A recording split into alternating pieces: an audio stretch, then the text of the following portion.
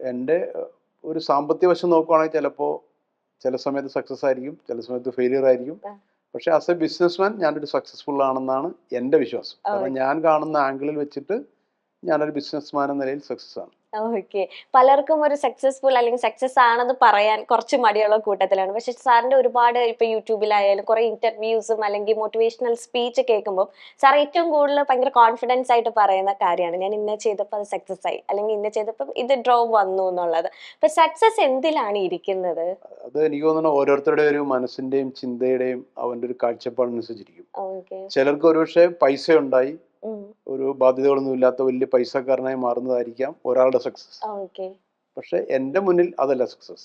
അതുകൊണ്ട് ഞാൻ പറഞ്ഞു, ഓരോരുത്തർക്കും ഓരോ രീതിയിലാണ്. അതെ അതെ അതെ. ഞാൻ ഈ ബിസിനസ് ലോകത്തേക്ക് വെച്ച ഒരു ഐഡിയ ലോകം ഏറ്റെടുക്കുകയും നാളെ ആരൊക്കെ ഈ മേഖലയിൽ വന്ന് ഓൺലൈനിൽ മീൻ വിറ്റാലും അത് ഇന്നാള് തുടങ്ങിയതാണ് എന്ന് ചരിത്രം രേഖപ്പെടുത്തി കഴിഞ്ഞു. അതെ അതെ. അതാണ് എന്റെ സക്സസ് എന്നാണ് ഞാൻ വിശ്വസിക്കുന്നത്. ഓക്കെ.